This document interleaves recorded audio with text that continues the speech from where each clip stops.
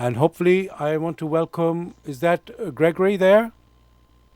Hello. Good evening, Gregory. How are you doing and where are you tonight and how's the weather where you are? Well, it's very cold in Brussels. Very cold in Brussels. Okay. Yes. And I'm expecting our other colleague Mena to join us, and I think he's just dropped out. Let me just bring him back. Okay, let me just find out what he's saying. Hello, Mena. Are you joining us? Okay, I'm clicking you now. You're coming on now, okay? I'll call you now. Okay then, here we go. Okay, dear listeners, welcome to the show. As always, the aim of the show is to introduce you to the spiritual knowledge in the light of truth, the grail message. I'm just going to bring in Mena. He's, 1 second. He's supposed to be there. Let me try him again.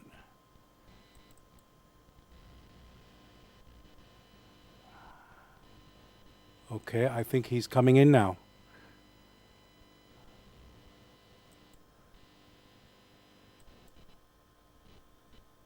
Hello, Mena? Okay, let me just get him. Hello, Mena, are you there?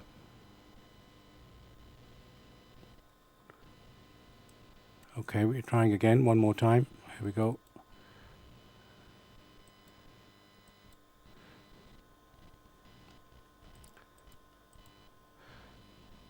Okay, I'm going to just get him on a bit later on. It looks like it's a bit of an issue at the moment. So, dear listeners, as I mentioned, the aim of the show is to introduce you to the spiritual knowledge in the light of truth, the Grail message by Abdrusheen. And we have a new topic every week. The topic for tonight is, what is death? This Sunday was Remembrance Sunday, so I just felt we should pick a topics, appropriate with that. So the topic tonight is, what is death? And as usual, you can join us with any questions or comments. The number to join us here in UK, the UK number is 079 444 313. Sorry, I'll start again. It's 079 444 313 66. And you can call, text, or use WhatsApp.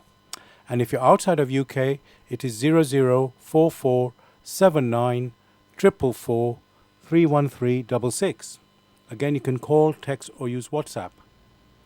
And I'm going to try and get Mena one more time. Let's see if I can get him now. Okay.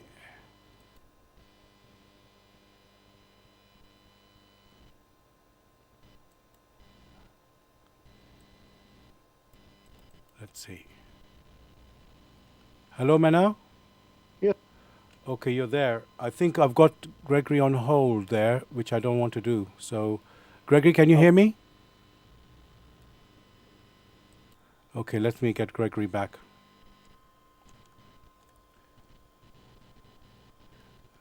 1 second. Let me add Gregory now. Okay. Gregory, are you there?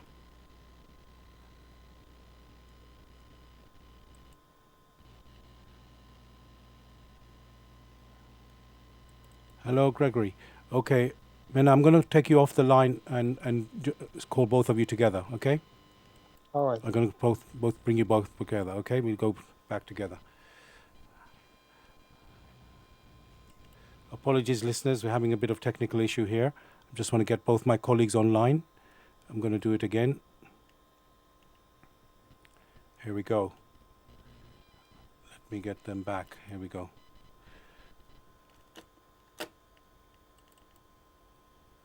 Right.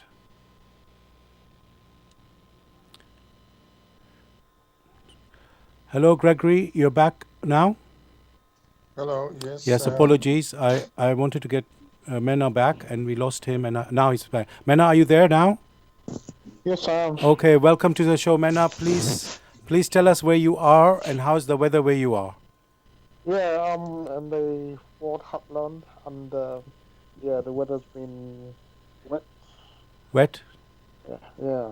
Okay. Been raining. Yeah, so And- rainy and wet. Wet, yes. Okay. And I'm in London, North London, and the weather has been, yes, same here, wet and cold today. And now, of course, the sun is set, so it's a bit cooler now.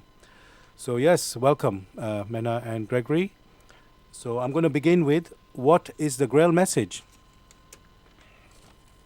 The Grail message, in the light of truth, by Abdushin, is a spiritual knowledge of life.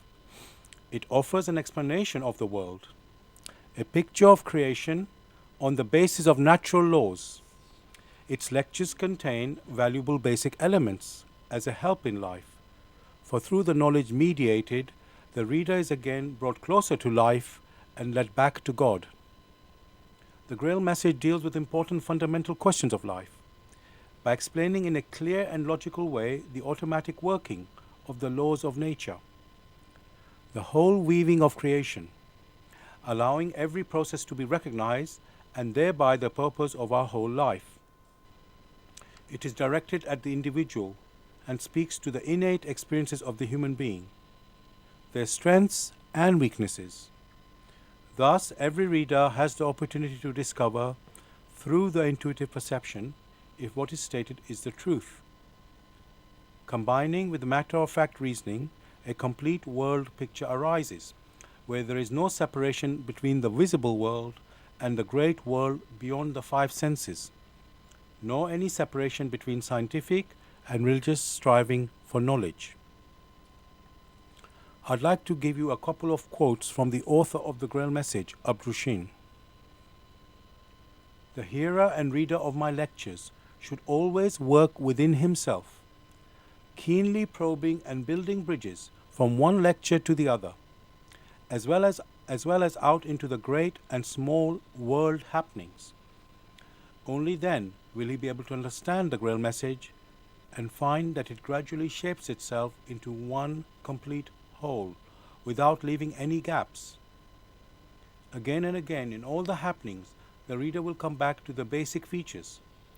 He can explain everything without having to change even one single sentence. The word of the Grail message lives, so that it permits only those people who really carry the honest desire in their souls to find abundantly. All else is automatically rejected by it. For the arrogant and those who seek superficially, the message will remain the book with 7 seals. And I'd like to give you one more quote from the author Abdushin. I wish to fill the gaps which have so far always remained unanswered in the souls of men, and which never leave any serious thinker in peace if he earnestly seeks for the truth. So, dear listeners, I want to just remind you the topic for tonight. It is, what is death? And I chose that in reference to we just celebrated or commemorated Remembrance Sunday just a couple of days ago. So I thought it's appropriate to talk about death. You can join us in the discussion with any questions or comments. The UK number to contact us is 079 444 31366. You can call, text or use WhatsApp. And if you're outside of UK, it is 0044 79 444 31366. Again, you can call, text or use WhatsApp. Gregory, like my normal sort of habit of doing research on the topic, I like to look at the dictionary definition of what is death. And so I've done that today. Just hopefully I can find it now. Yes, here we go. This is the dictionary definition, the death as a noun. It says the action or fact of dying or being killed, the end of the life of a person or organism. And then it gives a couple of you could say a little bit extra notes, which is one note, it says the state of being dead.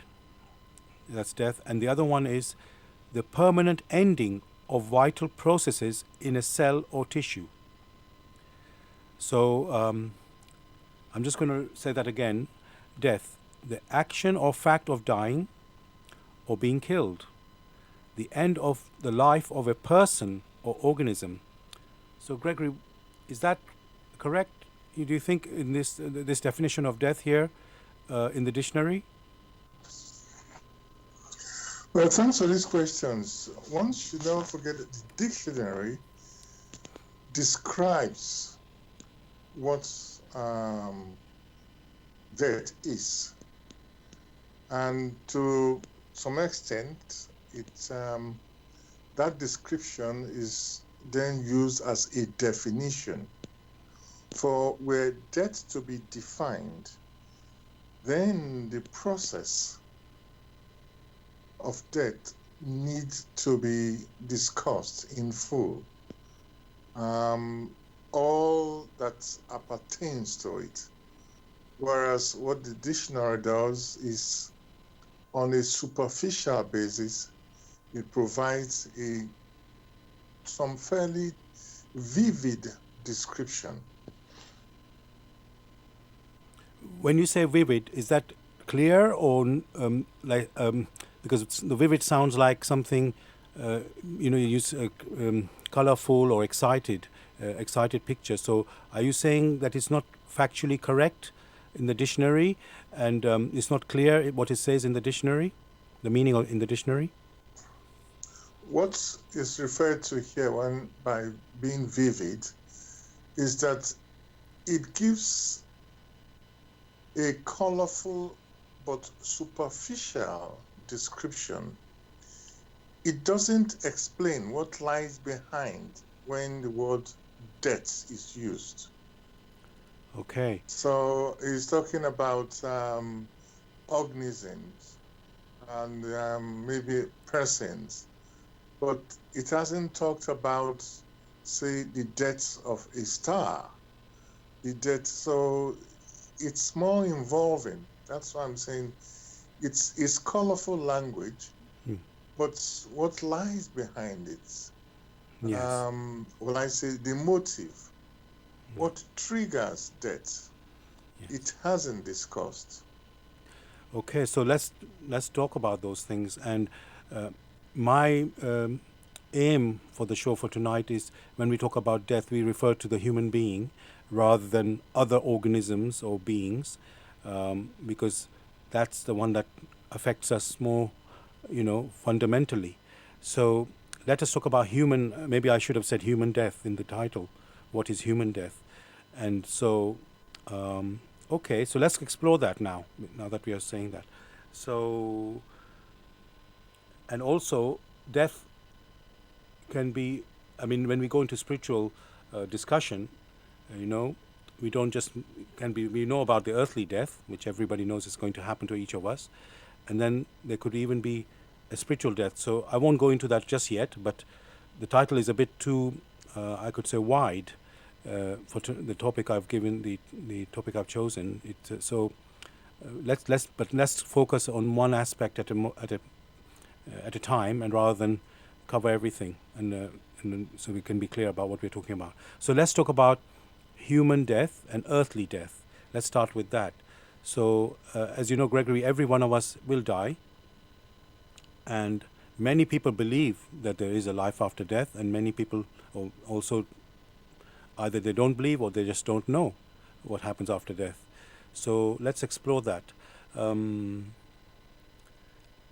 Now, okay, let's start with people from science, let's say. They think, or they're not able to show that there is even life after death, or anything happens after death. So first question, Gregory, is there, when we die, is that the earthly death I'm talking about now as human beings, is that the end of us? Well, that's a very interesting question.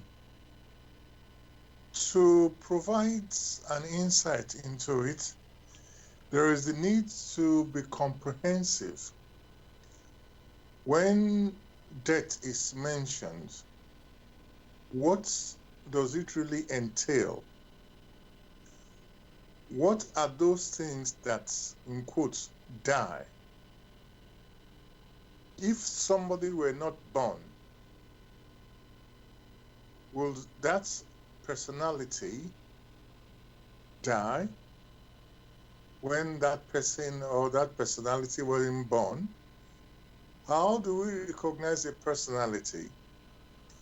Is it the presentation, the current earthly manifestation that we refer to as the personality or the human being?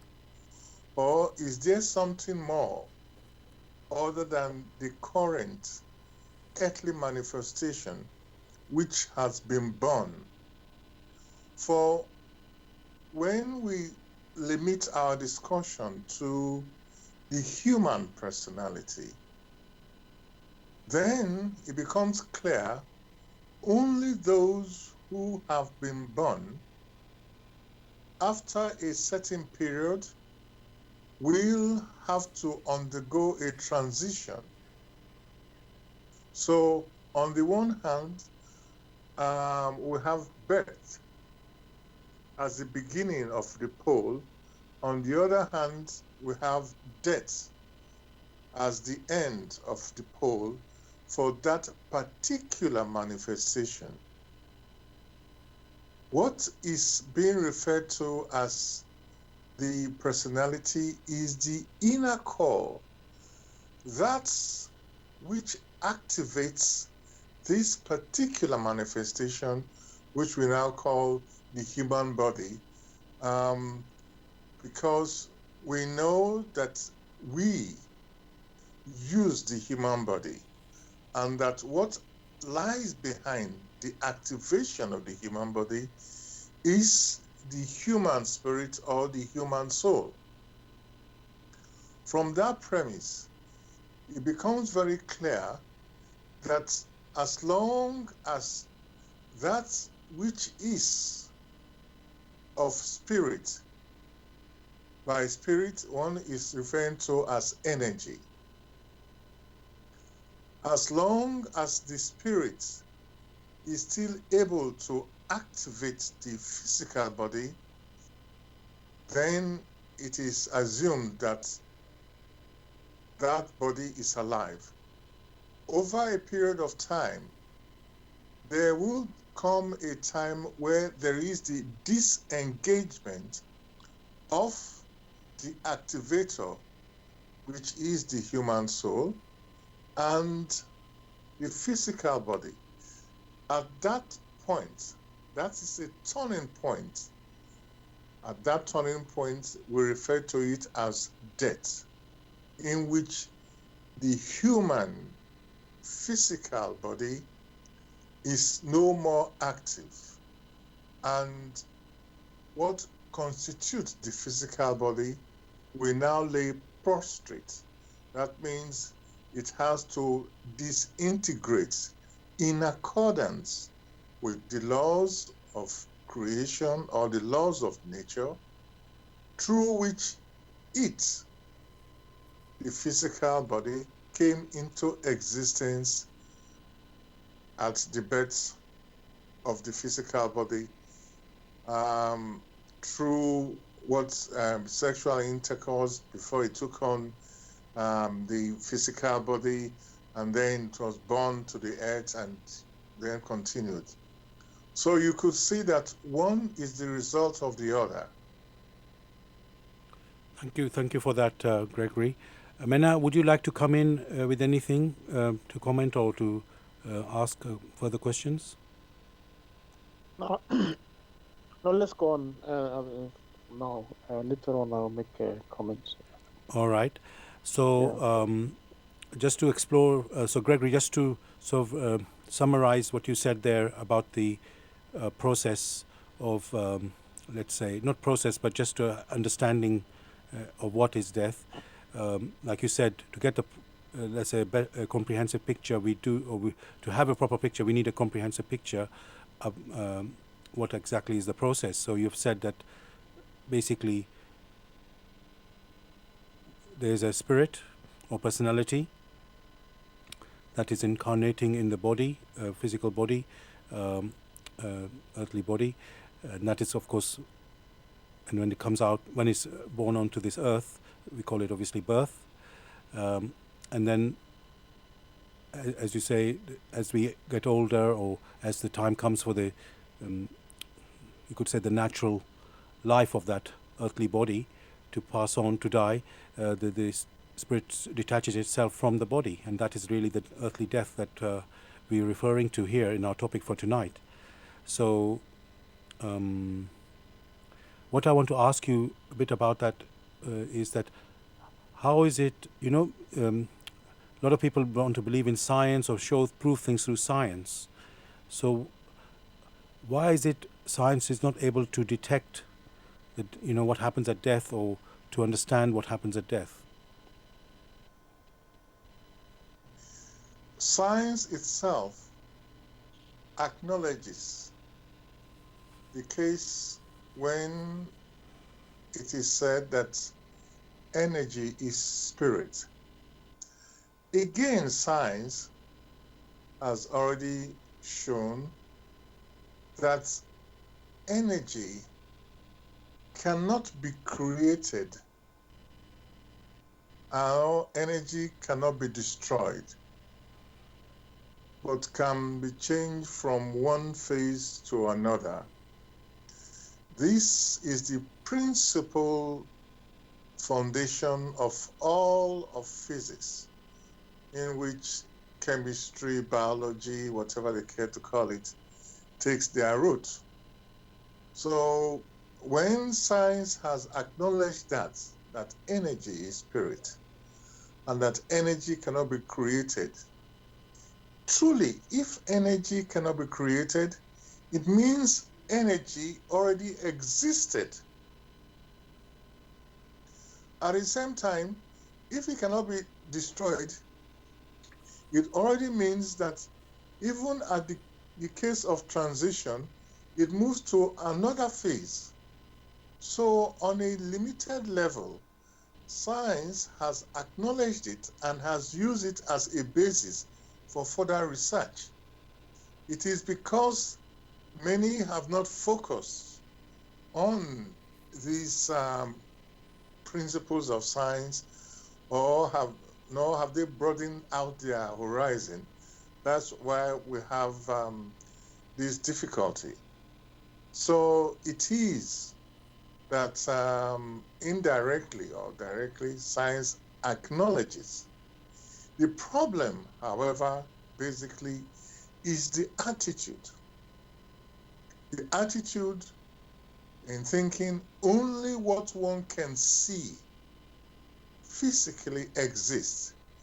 Again, it is an error when many hold that attitude, because there are rays, for instance, X-rays. They have always been present. We cannot see them with our physical eyes. The same thing happens with radio waves. You do not see them with your physical eyes, but they exist. In most of the occasions, it is found that there is this narrowing of one's attitude and not wanting to investigate thoroughly, and only hold that view that only that which one can sort of investigate with the tools which science has made available for itself, only that is correct. So the problem is with science itself, for there are many evidences which have been produced, be they in different areas which they haven't yet looked into, but in areas of human endeavor, there are proofs, there is enough evidence to show that. It only needs to be articulated very carefully, and then the confusion will vanish. Thank you, Gregory, for that. There was something you were talking about. I'm trying to remember. It was not transforming, but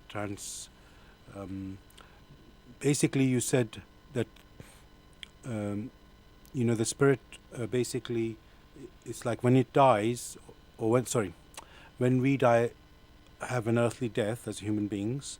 Um, I think it's not the word transform. I've actually forgotten the actual word you use. The transmutation. No. Gregory used a word which I would maybe Gregory you can remind me. It's something with trans. I can't remember exactly. Not transform. It was something. Well, I mean, it's transformation. That Yes. energy can be transformed. I mean, you Yeah. can have transformation from one phase to another phase and Oh, all that's that. right. Okay, transformation. Yeah. So what I would like to just clarify is the personality or spirit that inhabits this physical body of ours, is that spirit transforming into the body at the birth? You know, when it incarnates, we use the word incarnate, the spirit entering the body, coming onto this earth.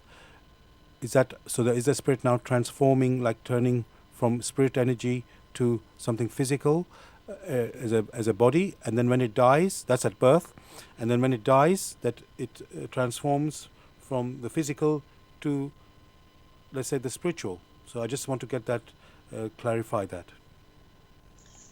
The spirit activates. It activates the physical body at the time of birth and will continue to do so until at the time of birth it disengages. That means it moves away. The connection now between the spirit and the physical body, all right, is severed. Yes. That's or the connection between the soul. By soul, one is talking about the spirit with different coverings. When that connection between the soul and the physical body is severed, that is what is referred to as death. Yes. Thank you. Thank you for the.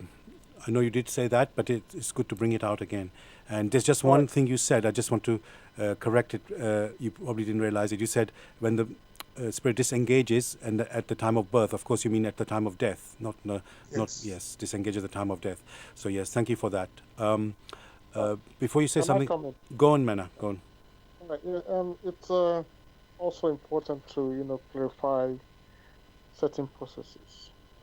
Now, the physical body is a lifeless entity and only gains activation through the permission of the spirit.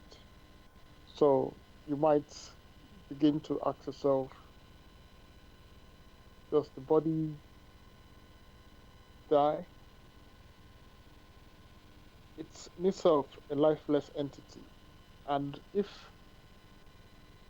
the spirit activates a lifeless entity and drops it at the end of its use, you can see that the physical essence itself is just what it is. It has just been a lifeless and been activated through the spirit, and after the spirit has used it, it just leaves it, and it returns to its normal state. So we begin to look at death very critically and see if it's the body or the spirit that we are trying to define as being alive or being dead. I don't know if I'm making sense. Well, of course, it makes sense. However, one little thing is taken at one time. For if one were to go into all the sub layers to discuss everything, then it becomes very difficult for many to follow. So the idea is to give bits and so that one can see the connection. One is able to follow the dots. Later, one will dive a bit deeper and so that the dots and the connections can be made. That is why one puts out bits at a time, bits which will show a comprehensive picture but not so deep. Subsequently, many a persons who listens to some of these discussions and know that the basis of the discussion is the walk in the light of truth, the grail message, may then pluck up the courage to examine for themselves. And they, in due course, will find the full lecture of what death is and all the processes that surround it. Okay. Yeah. Can I also maybe give a clarification that you can say that what actually activates the physical essence, or the physical or what's the nature, what that actually activates nature is in the first instance is not the spirit, but the layer closest to, or let me say, the world or the world organism that is closest to nature, and which is the animistic. I don't know how to present that because if what gives life to nature is actually the world of animism before, and then you see that the spirit itself is just a guess. Yeah, it's just has come and making use of the physical body in order to explore and to experience nature and then to mature. I don't know if we have to break it down into such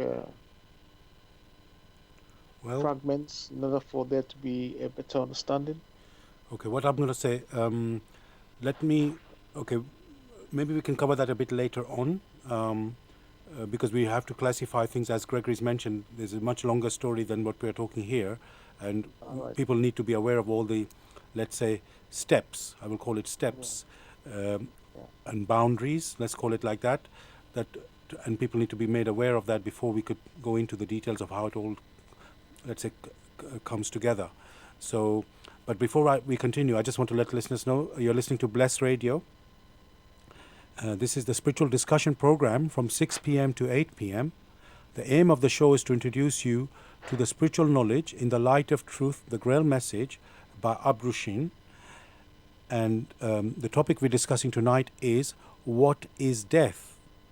And you can join in the discussion with any questions or comments. The number to contact us here in UK, it is 079 444 31366. You can call, text or use WhatsApp.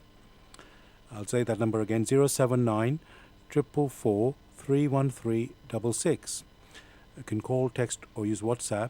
And if you're outside of UK, it is 0044 79 444 31366.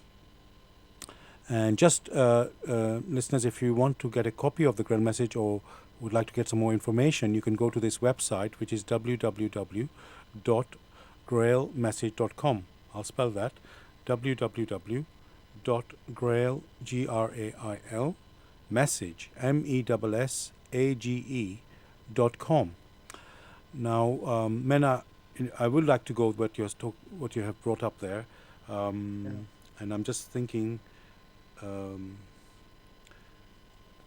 I just want to explore before we go there, because in a way, like Gregory, you said, to understand death, you need to know about birth, and you talked about energy.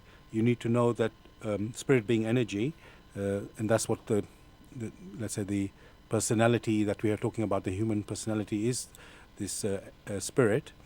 It is in the first thing is to know that you're coming onto this earth, which is like incarnation or birth, and then obviously at one point the earthly body decays or dies, and that's the one that is with the spiritual personality leaves the earth.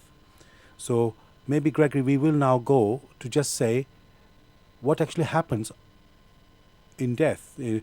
what is the process of death? What is in the process of death? We've talked about the spirit, the personality. We've talked about the body, that is that spirit inhabits this body, the physical body, the earthly body. And then what happens when it dies? Can you explain that? Well, it said the physical body is the one that dies.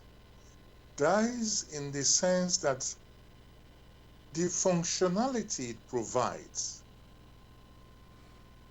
is no more available.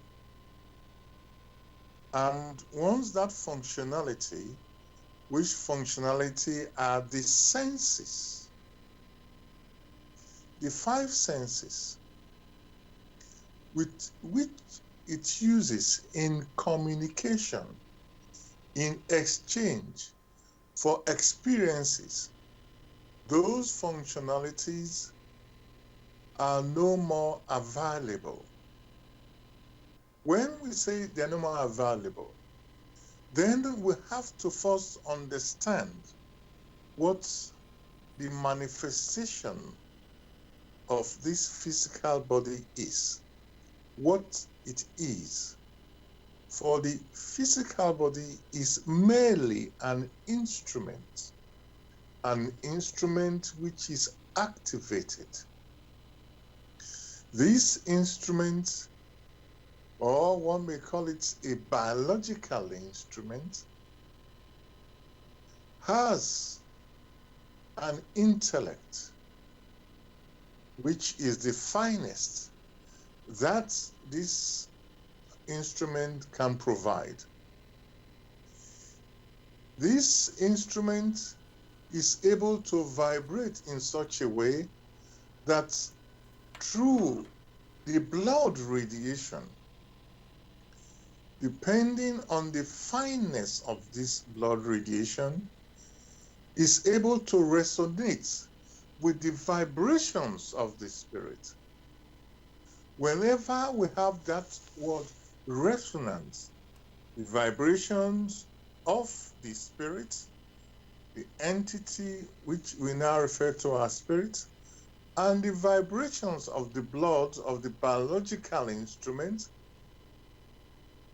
once they resonate, then we have life here on earth. That means this instrument, which is the physical body, is able to operate and make itself understood. It's able to communicate here on earth and carry out activities. Once there is a dissonance or a separation or a disengagement in which the vibrations of the spirit and that of the physical body, they do not match anymore. All the vibrations of the physical body, they lower and fall to the extent that it's as if it doesn't exist anymore. That is the process where you have the blood no more circulating.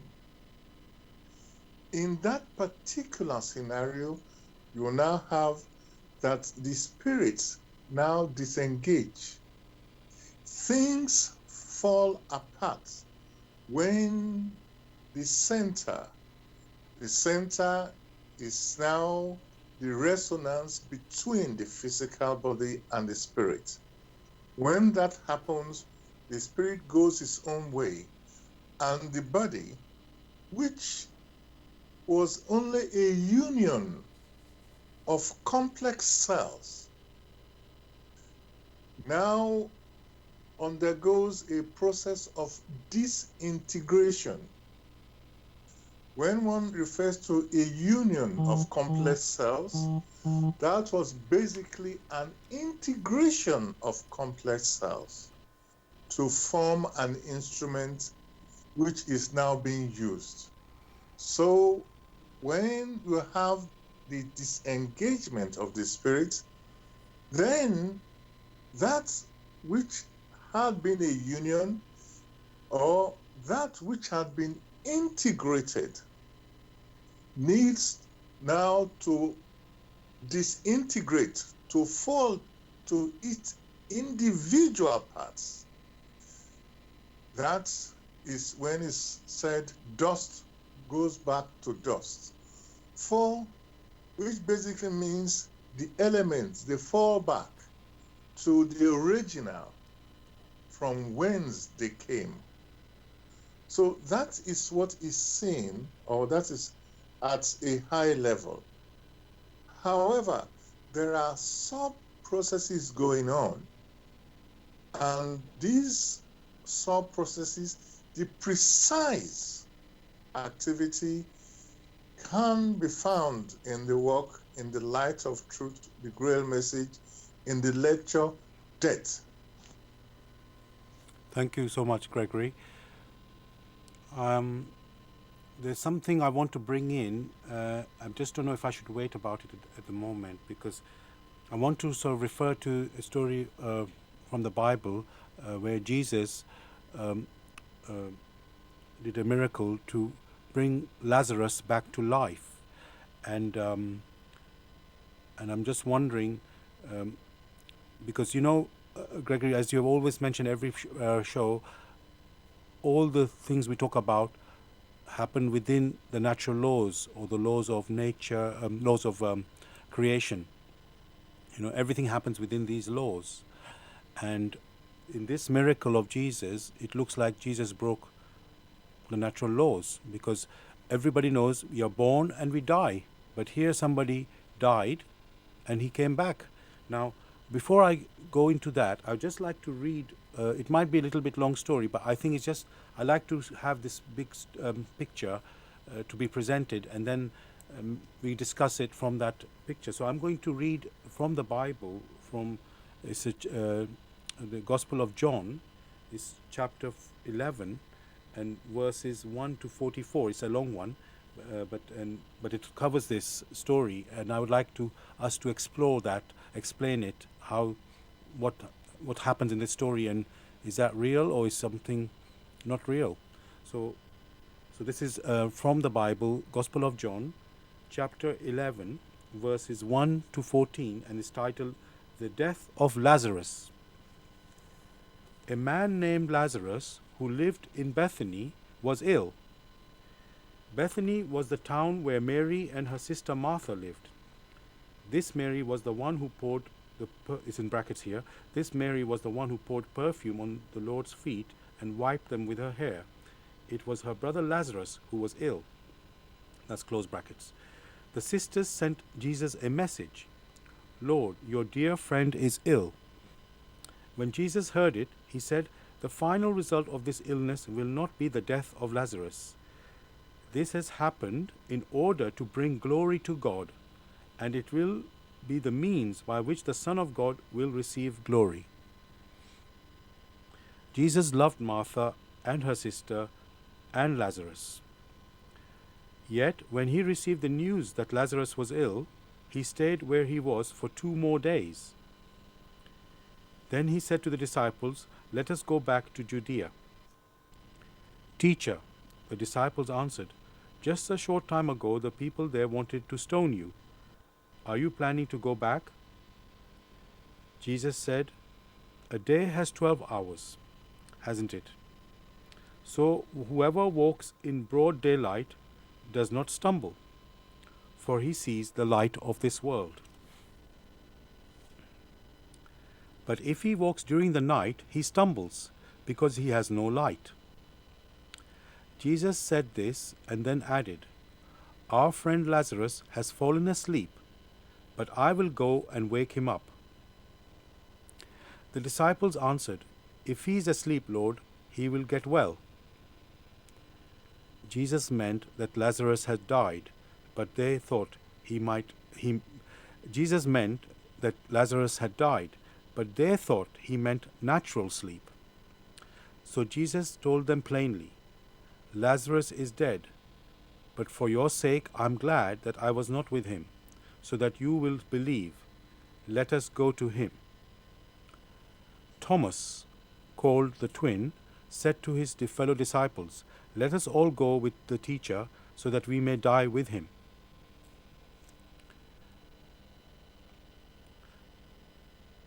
And here's a little headline. It says, "Jesus, the resurrection and the life." When Jesus arrived, he found that Lazarus had been buried for 4 days before. Bethany was less than 3 kilometers from Jerusalem, and many Judeans had come to see Martha and Mary to comfort them over their brother's death. When Martha heard that Jesus was coming,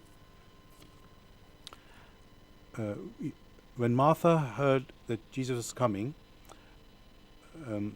she went out to meet him, but Mary stayed in the house.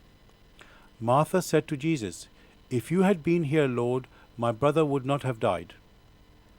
But I know that even now God will give you whatever you ask him for." "Your brother will rise to life," Jesus told her.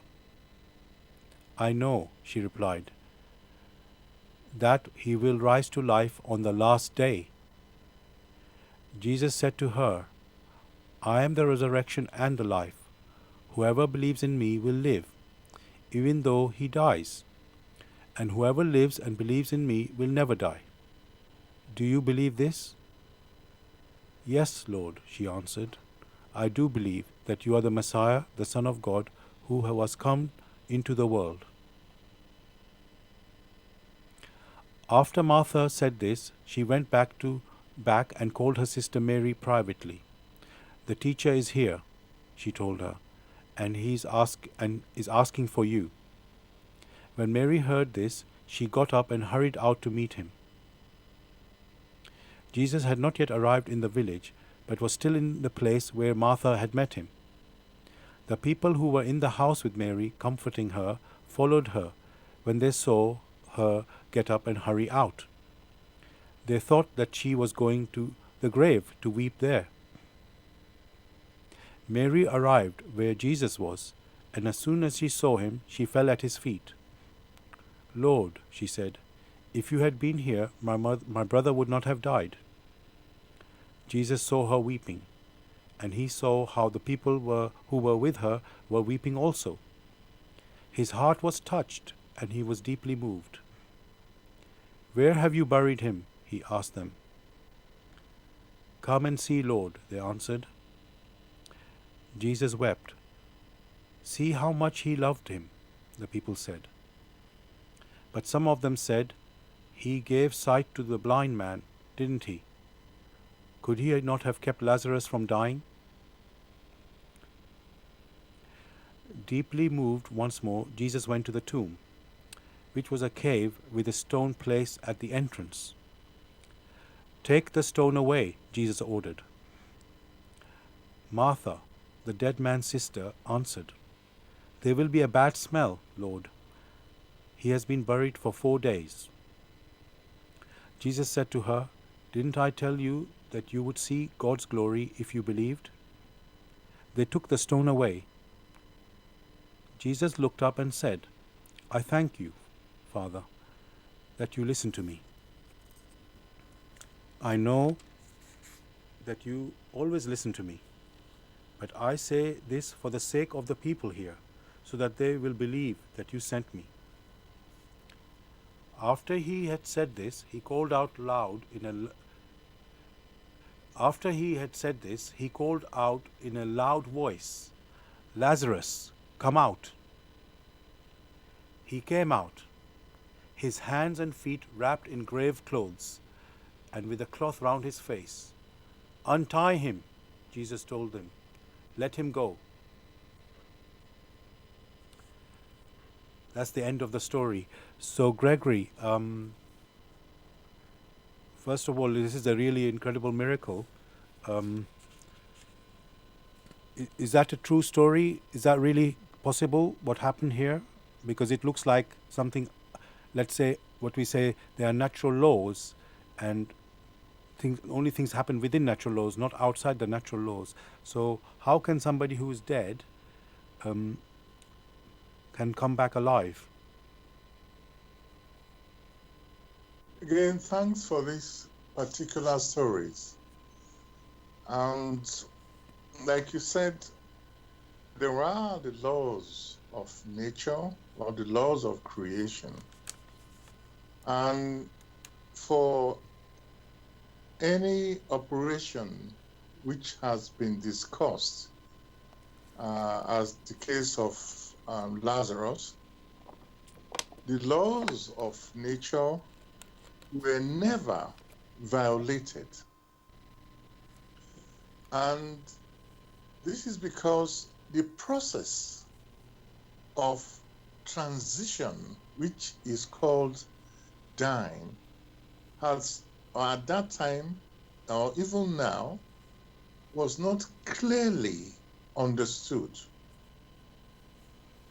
Lazarus had mainly transited. The use of his physical body was no more available. He himself could not activate it, or he didn't have the power to compel a resonance between his soul and the physical body. However, when the master came, being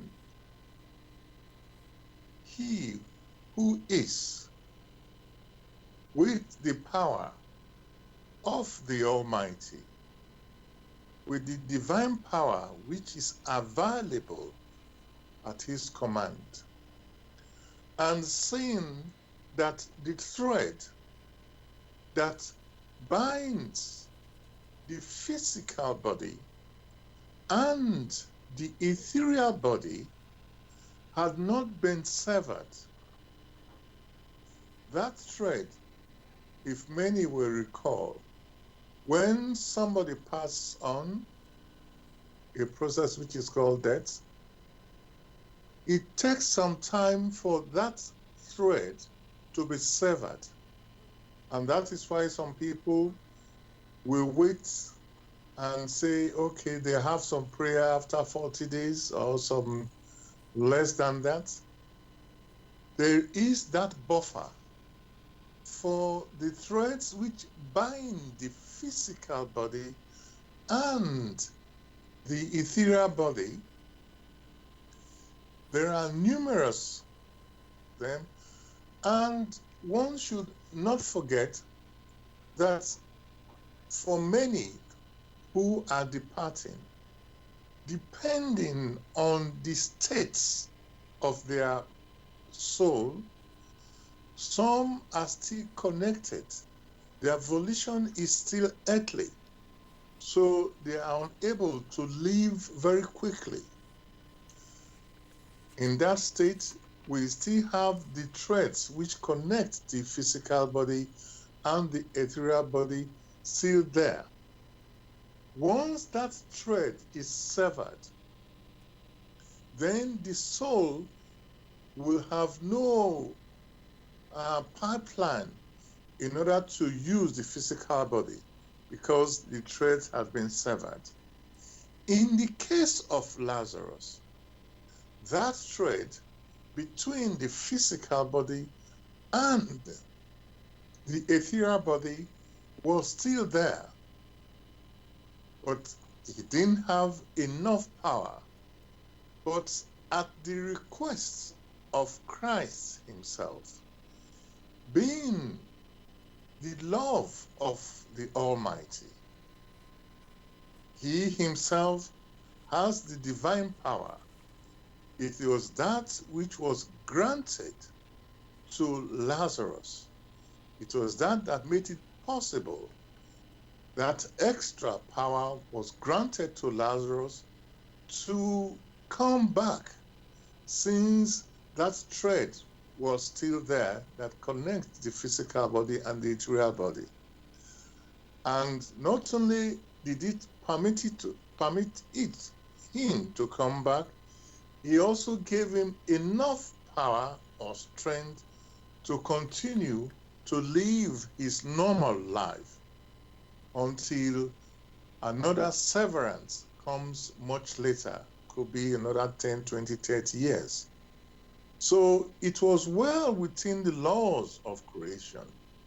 It was well within the laws of nature. For as long as a thread remains, the possibility is there that the soul could come back.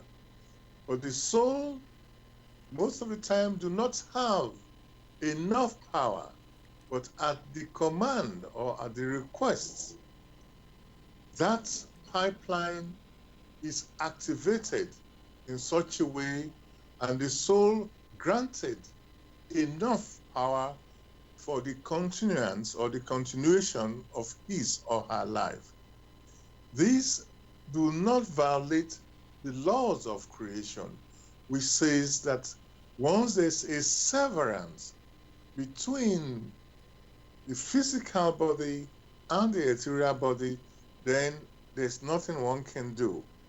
In the case of Lazarus, that severance, that threat was still active. Thank you for that, Gregory. There's a... Yeah. Okay, Mena, you want to say something? Yeah, I do, because I still look at the scenario and begin to ask myself. Now the physical rock at the gate will have to be moved.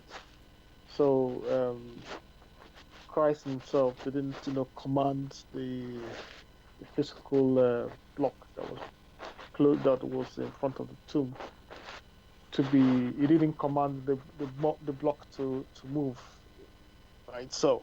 So he did give instructions that block should be removed. And then the ropes that were tied to Lazarus, he did ask those ropes to be removed. So that's also another physical process that had to be physically done. I am asking myself, because the Bible itself is a scriptural work, whether the process of resurrection, I do understand that, the spirit can be reconnected to the body, but looking at the mission of Christ as not being a physical process, as someone who came to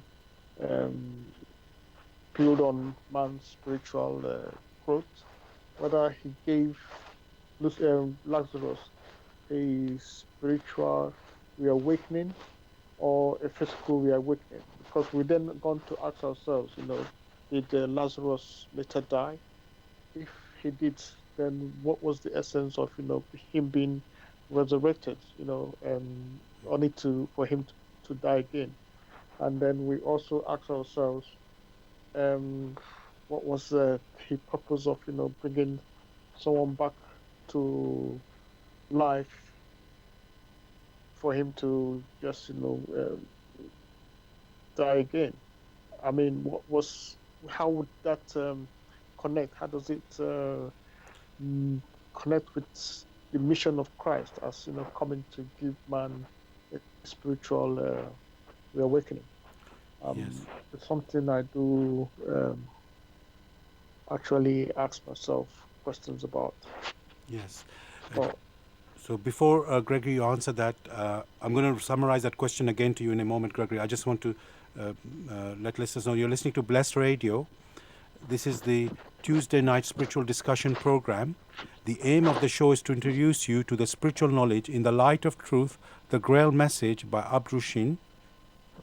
And the topic we're discussing tonight is what is death? And if you're interested to get a copy of the Grail message or want to get more information, you can go to this website, which is www.grailmessage.com. I'll spell that, www.grail, G-R-A-I-L, message, MESSAGE.com. And Mena, just to say what you said there in a short way. So we have just, listeners had the story from the Bible about the bringing back to life of Lazarus, who was ill. And he had been dead for 4 days. He'd been buried and he was dead for 4 days. And Jesus was basically doing a miracle and bring him back to life. And Gregory answered how that happened. Yeah. And Mena, you came in and you said that well, let's see well, you're asking in a way what was the spiritual purpose of that, because everybody Yes. has to die, we all have to Yeah. die. So Yeah. and in the story it is said that this miracle was done to show the glory of God and to show that Jesus is the Messiah, the Son of God. That is part of the miracle. The happening of the miracle has that purpose in it. It's written in the Bible. But that is, let's say, from, you could say, but what about Lazarus himself? You're asking about Yeah. what is the purpose for Lazarus to come back to life? Because in the end, of course, he does die again later. I don't know exactly how long later he dies, but in the end, like everybody has to die, as we know, he also dies later. And remember, he was ill. This was not a death you could call a natural end to his life. It was he had an illness. We don't know what the illness is here, but he died through the illness, and Jesus revived him, brought him back, basically, and of course he lived. So Gregory, so the question again, just to say that question, what was the spiritual purpose of this bringing back Lazarus to life? And please talk also about Jesus, the significance of the miracle with regards to show the glory of God and to show Jesus as the Messiah as well. And mission. Yes. Well, thanks for this question. And one will start with a rejoinder. You have the case of a person who is unwell and goes to the hospital for an operation. And in that particular case, you have the person being, or the cause of the illness being rectified, and the person now has full use of their physical body.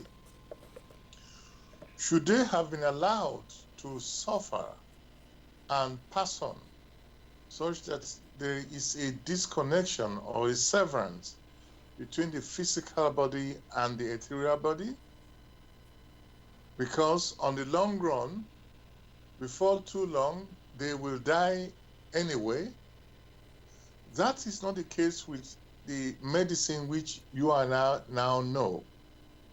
So it was the intensity, it was the state in which the soul of Lazarus was that made it possible for, if Lazarus had been in such a state that his vibration or is so pure, that thread that connected the ethereal body and the physical body would have been severed. And Christ would have known that in that particular scenario, nothing could be done, and he would not have come. But when they called him, and he could already sense the soul of Lazarus, and that connection between the physical body and the ethereal body is there, he then knew that the possibility of him returning is there. That was why he went. Otherwise, he would not have gone there. That is on one side. Good. On the other side, many say he did it to show the glory of the Almighty. That seems very preposterous. For man has the ability to see the processes in nature. Man has the ability to see what goes on earth.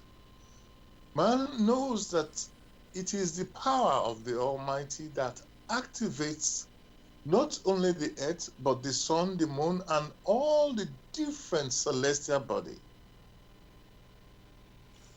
What more does man wish to experience, to acknowledge. It is preposterous to say that the Almighty or the Son of the Almighty wishes to show men the glory of the Almighty or to glorify Him. That has never been the purpose. Do not forget, man asked. Ask. The sisters were asking. They pleaded. It was the same thing when human spirit pleaded with the Almighty in their sorrow. And that was why He, being the love, permitted His inborn Son to incarnate in order to show men the way. He Himself said, I am the way. By His activities, men were supposed to learn through these activities, through these works, that indeed, not just in words, true, that this activity in this particular case is the glorification of the Lord Almighty. Even His birth is also the glorification of the Lord Almighty. Even the opportunities granted to men, these, when looked at in the right sense, is a glorification of the Lord Almighty. The opportunities granted to men to mature is also a glorification. So, why must it be that the apostles or the evangelists who wrote these words, depending on their inner maturity, they put these things down sometimes in a careless manner? But the key thing here is that here was the case of Lazarus, and Christ Himself, He came and He saw that the thread connecting the physical body and the ethereal body was still there, and He was able to call. To call means to be able to grant the power which quickened the process. It is the quickening or the acceleration of that process that men refer to as a miracle. He did it to the sick, many who were sick in body, and they recovered very quickly. That was the glorification, yet they didn't say it. He showed the example, what love really is. And many asked Him, who is my neighbor? He gave the examples. He Himself, who is so high, He Himself who came out of the Father, showed by His ways what is expected of men. He Himself who is a glorification of the Father. What else would human spirit ask for? So I think many should move away from this glorification, and only when specific examples have been shown.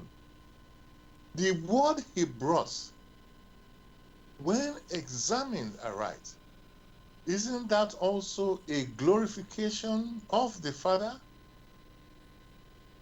The Lord's Prayer He gave is also a glorification of the Father.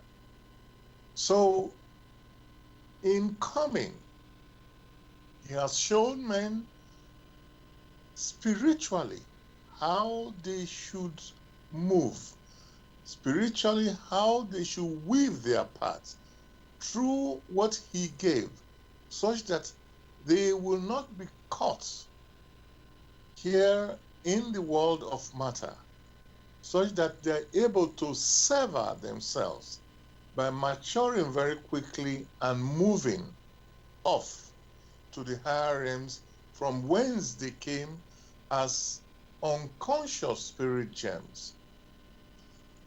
The words of the Bible have to be read very carefully to extract that which should be of benefit to the human spirit.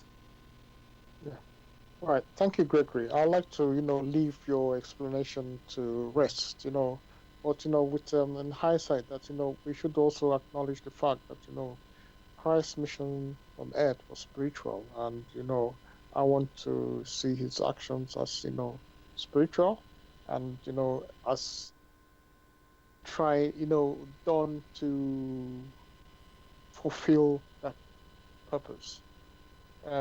Yeah, I did make reference to the block, the physical block that was, covering the tomb, which had to be rolled away physically.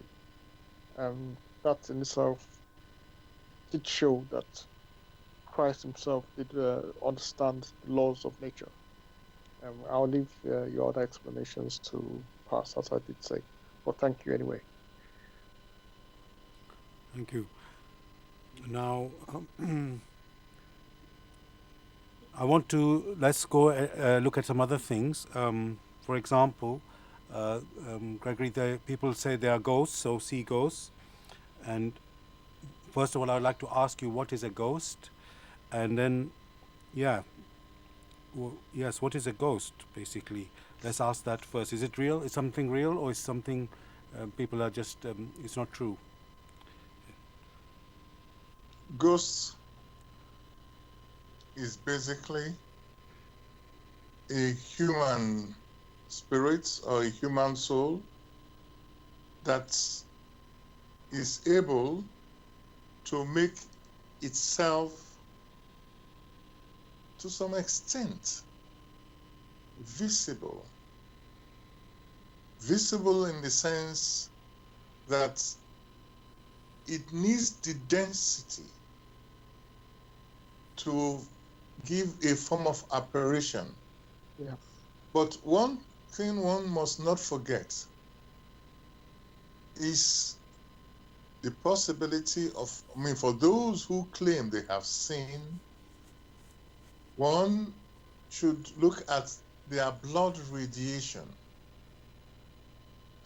Many a time, due to our blood radiation, many things we are able to perceive.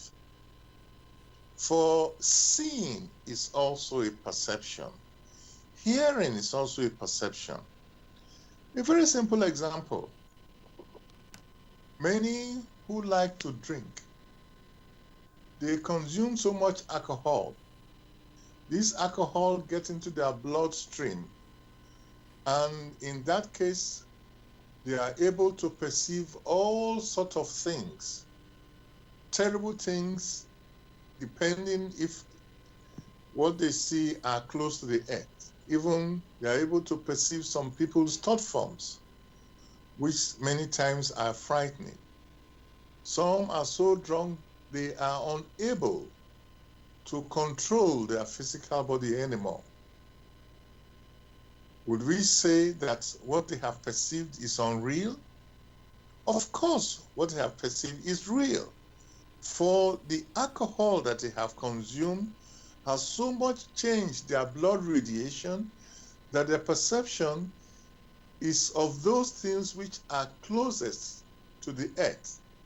And those things which are closest to the earth are the thought forms of men which are horrible, the thoughts of murder, the thoughts of envy. All these things they are able to perceive, and some are able to verbalize. So many will say they are mad. So ghosts, like once mentioned, are human spirits who have departed, but for one reason or the other, are able to make themselves perceptive to some. For not everyone is able to, in quotes, see this ghost or hear this ghost. It depends on the inner state of man. There are some others who are able to imbibe certain chemicals, which also changes their blood radiation and to some extent see. So there are so many states, but all these are connected to the personality's blood radiation or to those people who may be around the neighborhood who now grant the opportunity through their blood radiation for the surrounding departing and departed personality to exhibit itself or to make itself felt. Like in the case of where you have knocking, things being thrown here and there. The best one may advise is for many to pluck up the courage to examine this work in the light of truth, where answers to questions of this nature have been discussed to the full. What we do in this little forum is only a pointer to many to pluck up the courage to examine for themselves only that which has been experienced spiritually or experienced intuitively is of benefit. It is through such experience that what is cognitive, the objects that we have been mentioning, may lead to recognition. Only that becomes of value. Yeah, it's also, yeah, thank you, Gregory. I think it's also important to make understood that, as the spirit gem leaves paradise into the physical world to experience, it takes on so many clothings. And, when, and then, going back as well, it drops these clothings as it goes along back to paradise. And the process of death in itself, a situation where the physical body is left behind, the bodies which the ethereal body is also has that possibility to be recognized by a clothing, one of the clothings that we still possess as human beings. So it is only that body that can recognize such a form. So it is not, you cannot be seeing an ethereal body with your physical eyes, but only of a similar body. And because we still possess that body, we are able to see such forms, and there's nothing wrong in that. And that's how sometimes we see apparitions and forms of people who have left the physical body. I don't know if it's clear, or you could expand on that. Well, the talk, what you mentioned is helpful. Yeah. However, in these discussions, the purpose is to help many to pluck up that courage to examine the work. For no matter how one describes and explains many things, the source, which is inexhaustible, is there. The work we keep mentioning is in the light of truth. There are two things there. light and truth. Upon light and truth, that is where value can be found. Light, which is substantiality or substance, truth, which is the law. So we should not try to prevent many from moving forward by providing as many examples of all the answers. However, tokens may be granted, tokens which suffice for many to examine for themselves. For the process of examination, of self-examination, is similar to the process which one may refer to as when you have the spirit that has left paradise coming down, becoming conscious, and then self-conscious. Self-consciousness only comes about through self-activity or self-examination. So whatever is said, it only helps you for self-examination. It means you yourself must make that effort. Just like at the beginning as a child, you may be fed. When you become an adult, you must feed yourself. If you do not, then you run the risk of losing the physical body. You must take care of yourself, not only your physical self, but also more importantly, your spiritual self. That is what is needed for the spirit to continue to exist. And that is why whatever answers are granted, they are paraphrased so that each personality should make the effort to examine for themselves.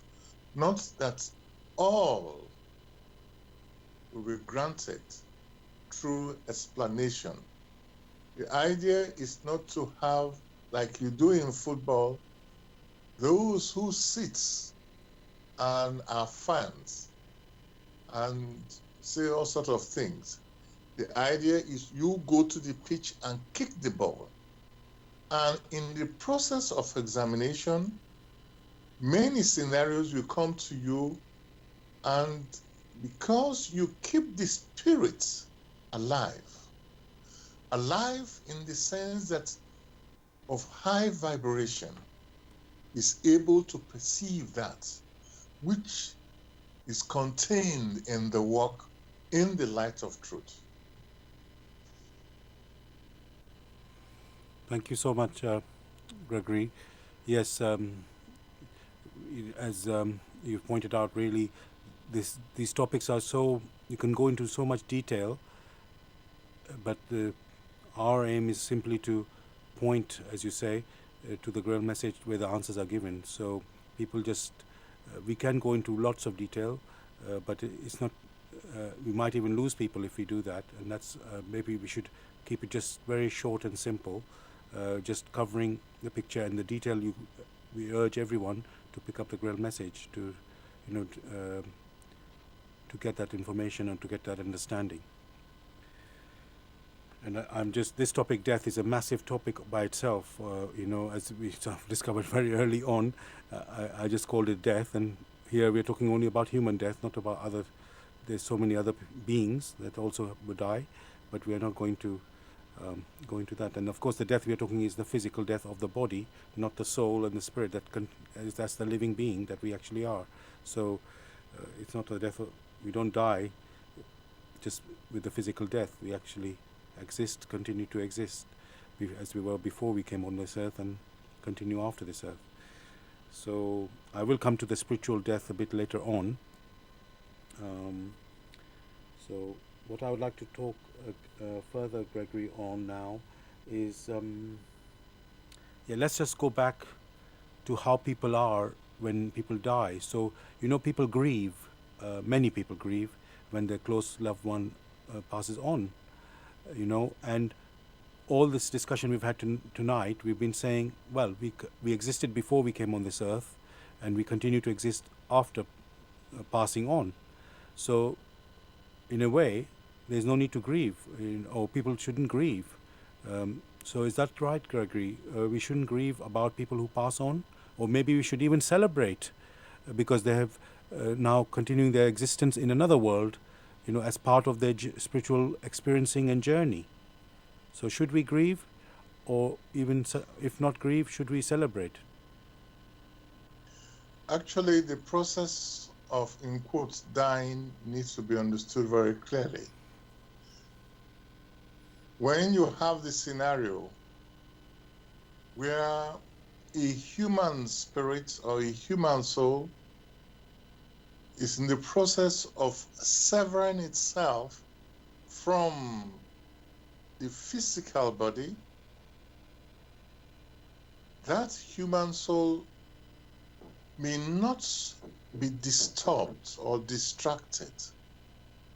The distractions that may arise will be the thoughts of others may be around it, and seeing the heavy thoughts of others and the sorrow of others, the departing one may wish to make itself known to others around that, look, I am still alive. I'm only departing.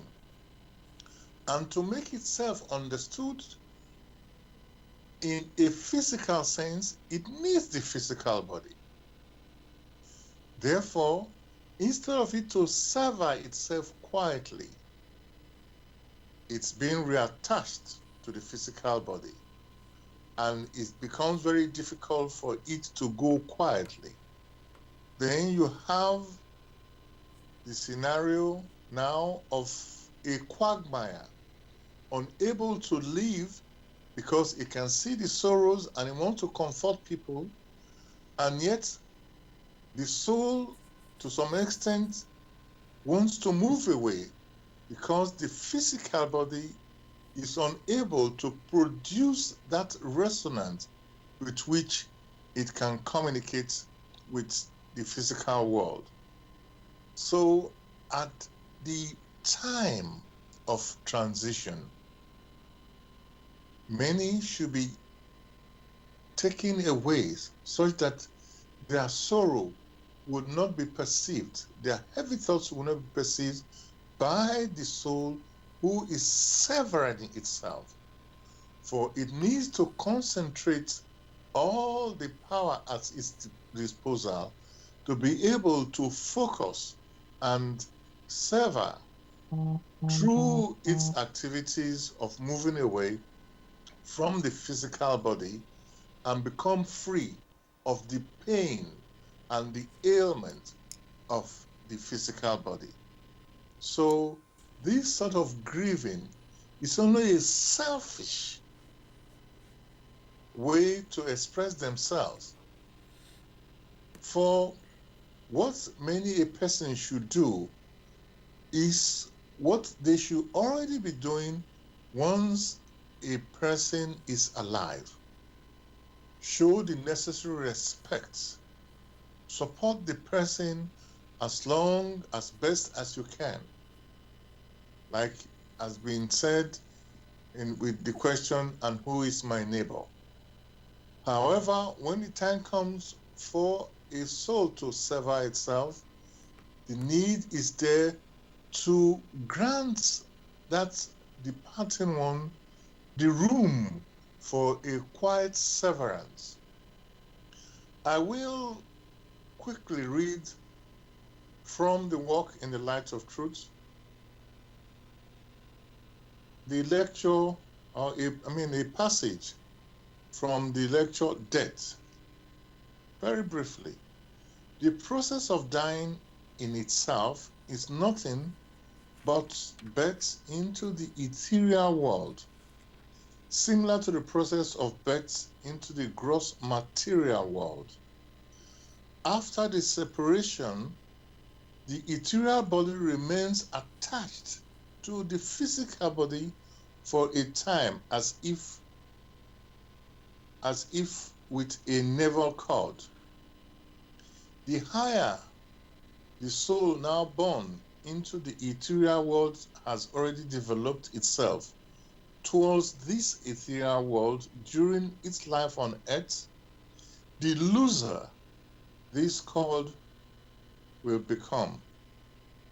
The more a man's volition has chained him to the earth, that is, to gross material, indicating thereby a refusal to acknowledge any continuation of life in the ethereal world, the more firmly will this volition bind him with this cord to his physical body, and consequently also bind the ethereal body, which he needs as a garment for his spirit in the ethereal world. The denser his ethereal body is, the heavier it becomes according to the prevailing laws, and the darker it must appear. Such great resemblance and close relation to matter makes it very hard for the ethereal body to detach itself from the physical body, so that it happens in such cases it must still undergo and feel the last physical pains as well as the whole process of decaying. Neither does it remain insensible with cremation.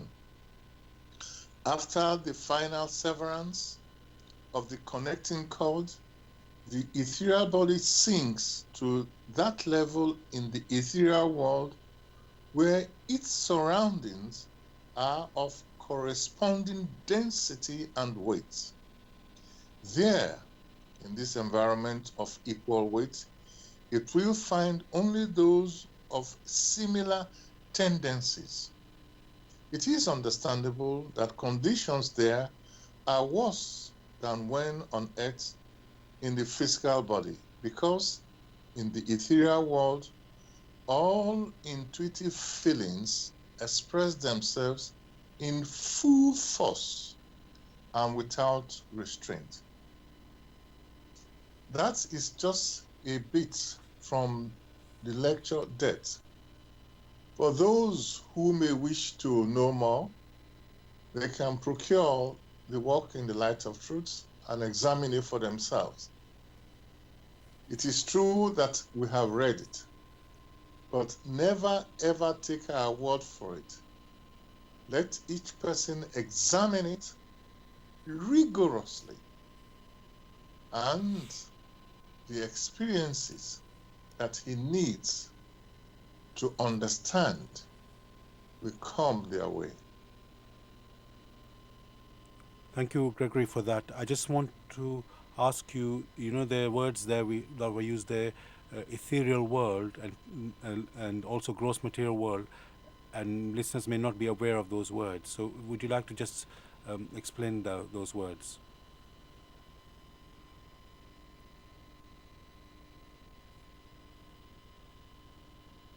Hello, Gregory? I think Sorry, you were on mute. I was on mute. Okay, yeah, just to Gross explain the material words. world is the world we live in, and it has the five senses we use for perception.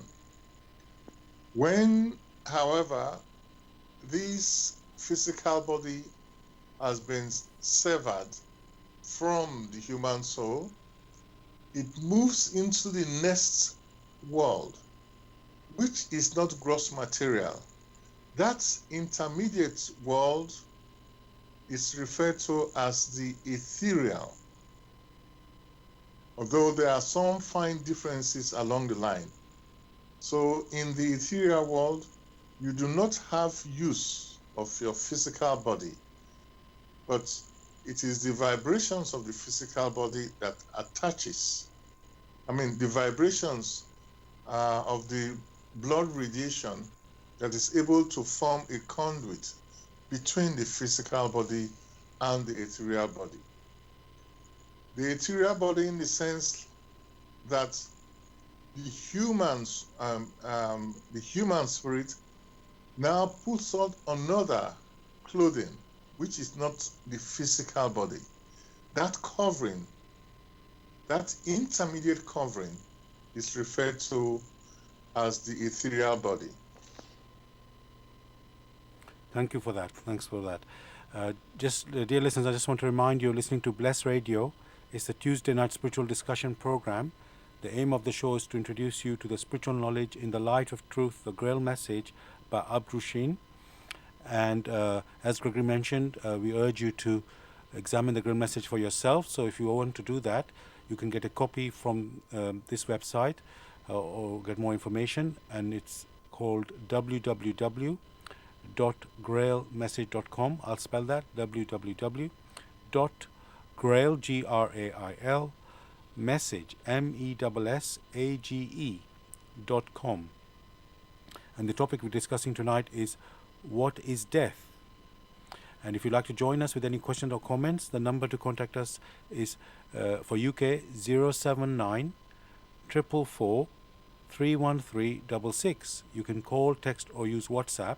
And if you're outside of UK, it is 0044 79 444 31366. Again, you can call, text or use WhatsApp. Gregory, there's something else I would like to go into, is near-death experiences. So many people who have, let's say, operation in the hospital, somehow they experience these near-death experiences, where an example would be the patient or the person who's being operated upon is obviously become unconscious. But during the operation, with the surgeon and other people around assisting the surgeon, the person who's being operated upon is able to see what's going on, and then come back when he's revived back again, become brought back to consciousness. He's now able to retell the story of what was going on, and everybody's wondering, oh, how did that happen? This person was supposed to be unconscious. So what's happening there? And and that is only a hospital example. People have other near-death experiences as well, but I just wanted to go into that one as a first attempt to look at it. Well, in that particular scenario, it should be known that not everybody that goes to the hospital and has some operation is able to recall all that. But a few, the so-called near-death experience, are able to, relate this. For it must be, therefore, through a peculiarity of their blood radiation that this had made it possible. And in the earlier part of our discussion, we mentioned that there is the thread which forms the conduit between the physical body and the ethereal body. Some call this the astral body. So these are two, they are separate, the astral or ethereal and the physical body. But there is a connection. The connection is the threads, just like you have a navel. These threads have been spun there and are not severed, but are loosened. So in the so-called near-death experience, it's only a loosening. And in that loosening, the senses are still active. Which senses, the five senses we are talking about, that's of sight or that's of hearing. The hearing is not the outside hearing one is talking about, but an inner one. Also, the seeing is of an inner one, but is able to have the overall picture of what is happening because of that connection which we had mentioned earlier.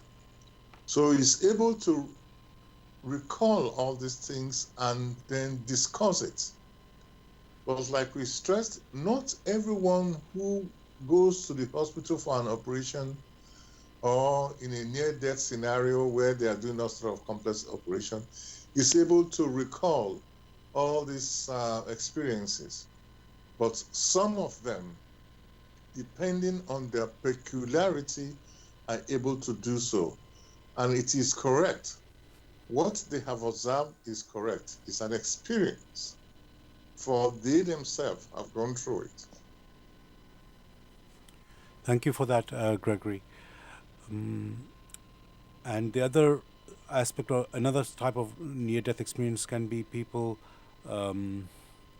where they do enter the beyond, and they do come back, like we said with the when the people are having operation, and they sort of see the world there, and maybe they didn't believe in life after death before, and suddenly they are now aware of that, because and then they want to when they come back, you know, they just want to like live life to let's say make the most of the life. And when I say make the most, I don't mean like enjoying going on holiday or something like this, but somehow they, you know, they want to. Well, I guess there's a number of things they would like to do. First, share with people that look, there is actually life be outside, you know, outside of this, the earthly life that we are very familiar with. There's like one awareness they might want to share with people. Then they may want to, let's say, fulfill on many things on the earth, which maybe they felt. You know, people say, even when people are near to death, they say, oh, they maybe want to say, let's say, ask for forgiveness with people that they feel they owe something to them, or they did something wrong to them, and things like that. So some sort of these near-death experiences awaken us, you know, to let's say the importance of life and the value of life. So would you like to say about more about that? When people are, you know, experience this near-death experiences, it's like an awakening. Well, it must be said that initially they had no such experience, so they couldn't be talking about things which they never experienced. But now, having experienced it, they have now the confirmation and the evidence that there is more to life. Now they have the evidence that the physical body is only a manifestation, and there's some other than the physical body. And that is what one may refer to as the astral body or the ethereal body, but the core being the human spirit. And having experienced a bit, a short period of time, many come back wishing to be of value in whatever they do, to be able to share with fellow human spirits. Whereas in the past, they might have been reluctant because they lacked the knowledge.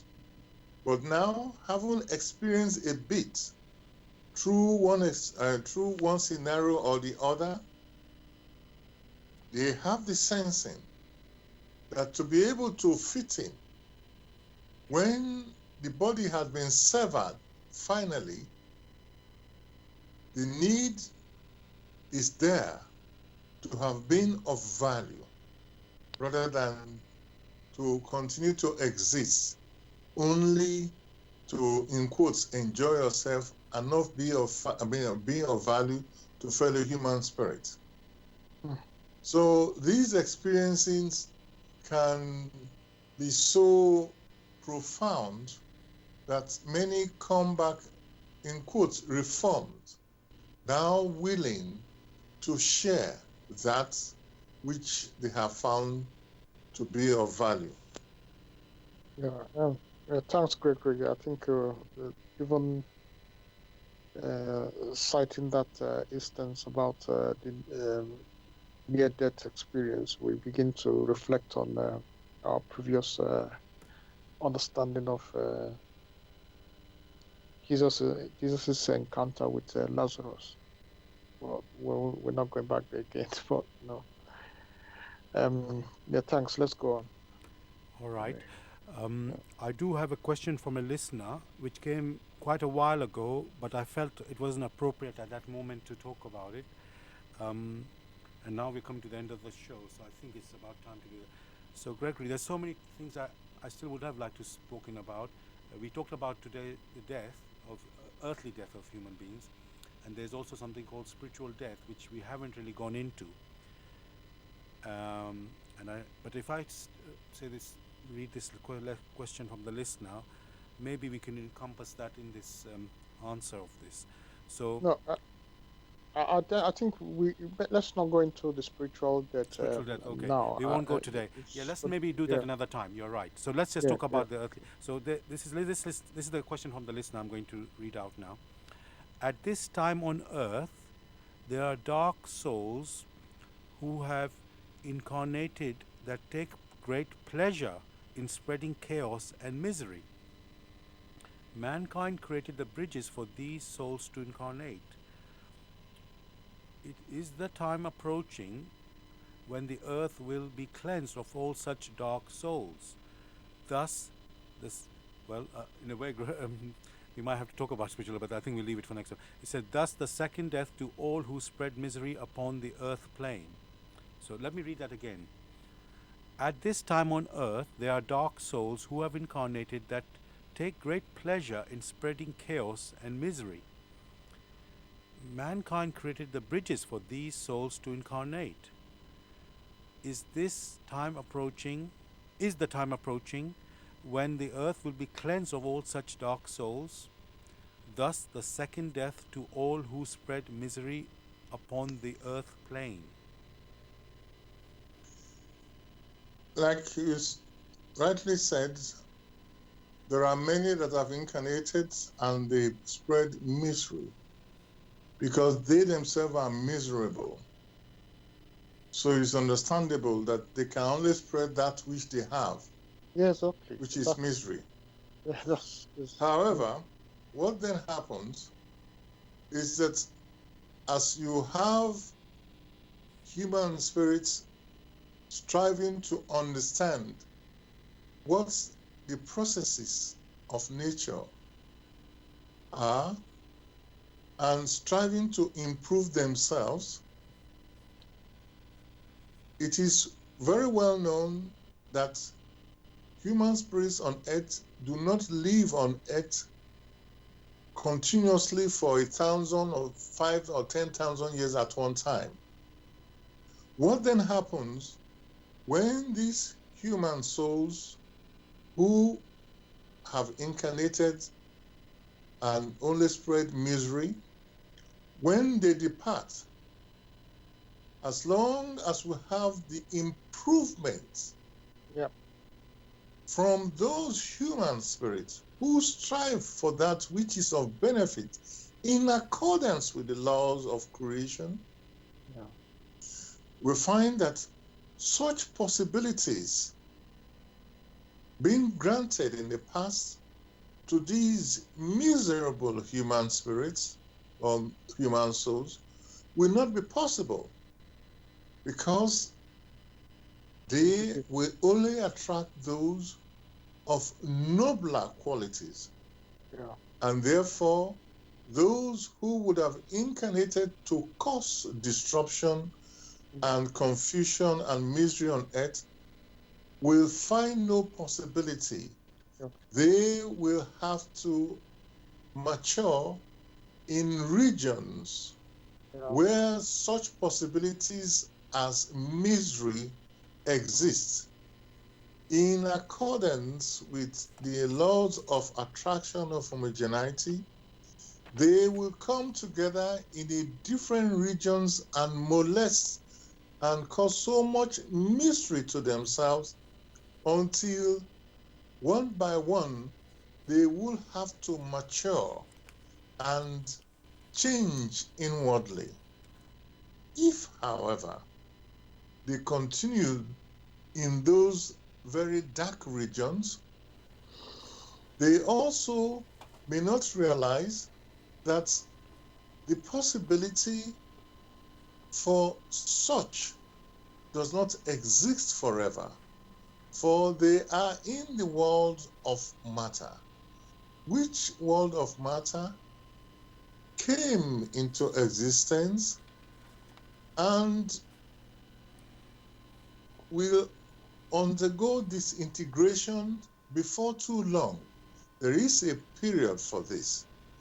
And once, therefore, it now undergoes disintegration, for it to renew itself, they are tied or they are bound to that disintegration. That is the case where they then lose the forms, the human form, and they are no more human beings. In losing their forms, they lose their personality, which personality is not in accordance with the will of the Almighty that had granted them the opportunity to mature. In that case, they will still go back to paradise. This time, as they started unconscious spirit germs without personality, and may have the opportunity in another time to reincarnate, to start again as a spirit germ. This process takes millions and millions of years. So the loss is theirs. That, to a large extent, is what is referred to as spiritual death. For that is a loss of personality, and they, as grains, will have to wait for the possibility to come back if that opportunity is granted. Thank you, Gregory. Yeah. Can I? Yeah, quickly. Gregory, before we go, there was also some instances where a new question. Sorry, Sad. Yes. Christ also made, molded the um, heads of clay and then breathed into them life, and they began to fly. Was that also possible? Such cases are only possible in the imaginations of men, because in a man's imagination, all sorts of things seem possible. But in accordance with the laws of creation, that is not possible. I didn't say it's not possible with men. One says it's possible in their imaginations. For as children, you will know you can have a drawing of a car, and you pretend in your imagination that the car is moving.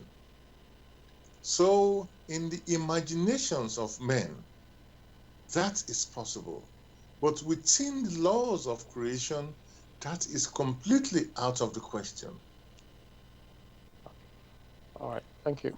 Thanks. And yeah, we've come to the end of the show, listeners. And thank you for joining us tonight. The topic was What is Death? And of course, we'll be back next week with a new topic. Gregory, would you like to say anything to the listeners to say goodbye?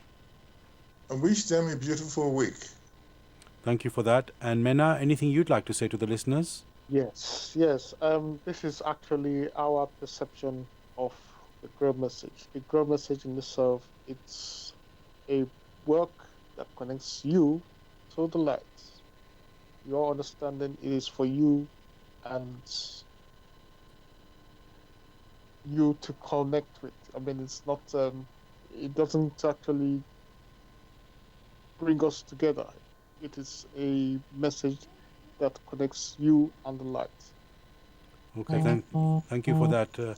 Yes, listeners, we are doing our best to give our understanding of the Grail message on these topics. It doesn't mean everything we say is going to be exactly how it is actually.